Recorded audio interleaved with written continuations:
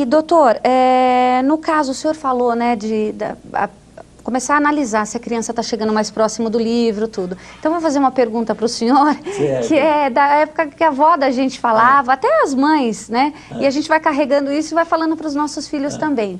Sai de perto da televisão, vai fazer mal para a vista. Isso é fato? Olha, na verdade, o que ocorre é o seguinte, hoje em dia a radiação emitida pela TV é uma coisa insignificante, não é algo que nos preocupa, como também as telas dos computadores. Quer dizer que nesse sentido de você ter um agente nocivo te prejudicando, o que faz mal é você acostumar a enxergar as coisas tão de perto. Então o importante é manter uma distância adequada. Eu particularmente acho que não deve se aproximar tanto da televisão. Vamos pegar pessoas que são deficientes visuais, que passaram por situações muito difíceis na vida e que para essas pessoas a única maneira de poder enxergar é se aproximando da televisão ou aproximando o sofá mais perto para poder ver melhor. Com exceção dessas pessoas, eu acho que existe uma distância razoável, uma distância média. Qual seria essa distância? Olha, é uma distância que eu vou te dizer de 1 metro, 1,5 metro. Eu acho que mais do que a partir disso é o ideal. Sim. E mesmo que, vamos pôr a criança, que criança gosta de fazer as coisas de perto, porque ela tem uma curiosidade natural e parece que ela tem que enxergar muito bem, ela quer chegar perto.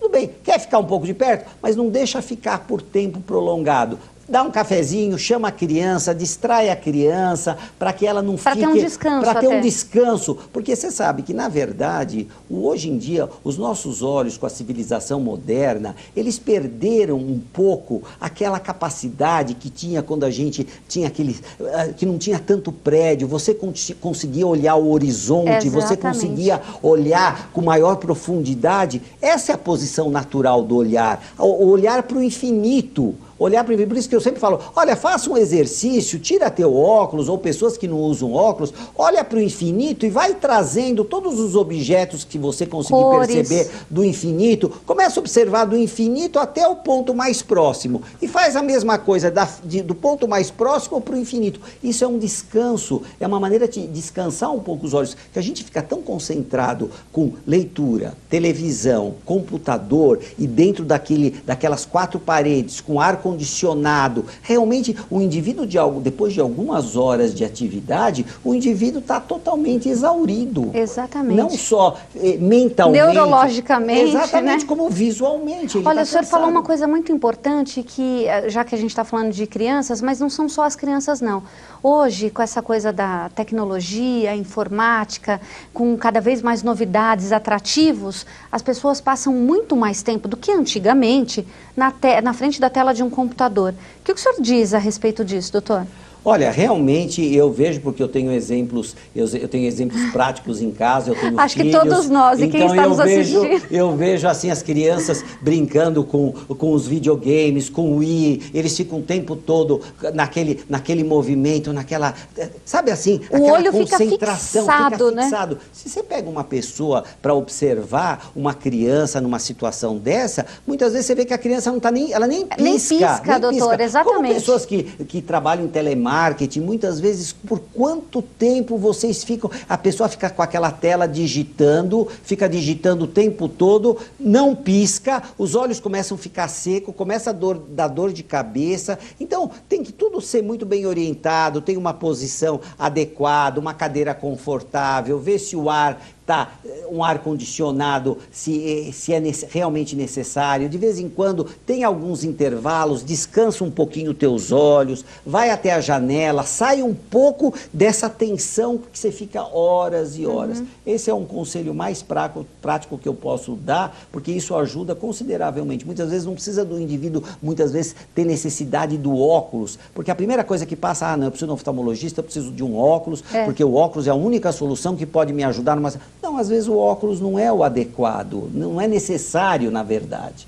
Muitas vezes, se a pessoa tem cuidados, tem esse olhar, essa atenção, poxa, olha, eu já estou várias horas, deixa eu descansar, deixa eu relaxar um pouquinho, descansar um pouquinho meus olhos, eu lubrifico um pouco meus olhos, olho na janela para o infinito, se dá para ter um infinito no meio de tanto prédio que a gente tem aqui. Eu tenho um consultório, às vezes eu quero dar o exemplo para o paciente, então eu falo assim para ele, olha o infinito. Ele falou, como, doutor? Ah, então vem mais para cá, porque na fresta, entre dois prédios, você consegue enxergar. Doutor, o senhor falou uma coisa também muito importante, que é a questão do ar-condicionado. Essa exposição, porque agora a temperatura está tão variada, né? A gente nunca sabe se faz sol, se faz calor, enfim, se faz chuva.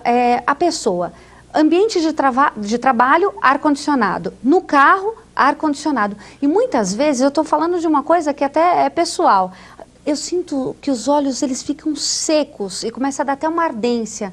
Isso também é um pouco perigoso, né? Olha, hoje em dia tem dentro da oftalmologia uma área chamada ergo-oftalmologia, que é, na verdade, maneiras de você, dentro de um ambiente de trabalho, tentar oferecer para aqueles funcionários a melhor condição de trabalho, desde o ar-condicionado ou um ventilador, uma ventilação adequada, uma cadeira adequada, o ar que você respira, você está entendendo? Tudo isso são condições que dentro de um setting de um trabalho, você pode ser beneficiado muito. O ar-condicionado, tem determinadas pessoas que falam assim, eu fico no tempo todo no ar-condicionado, não sinto nada, para mim está ótimo, eu não tiro o ar-condicionado por nada nesse mundo, porque a sensação de sentir calor é tão desagradável.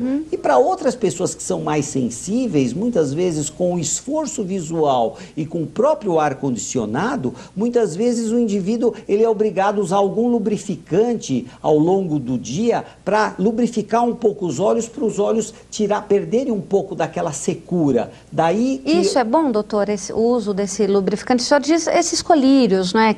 Eu acho que as pessoas não devem se acostumar, se viciarem em colírios. Elas devem usar o colírios quando necessário e, como eu falei... Com prescrição médica? Muitas vezes tem esses colírios vendidos em farmácia que nem necessitam prescrição, você pode usar, mas sempre é bom ter uma indicação médica, porque muitas vezes o indivíduo vai na farmácia, naquele colírio tem alguma substância que muitas vezes tem um pouco de cortisona ou uma substância, um antialérgico. Pode alterar a pressão arterial? Com certeza pode alterar a pressão arterial e pode causar sintomas que até então não existiam. Por isso que eu volto a dizer...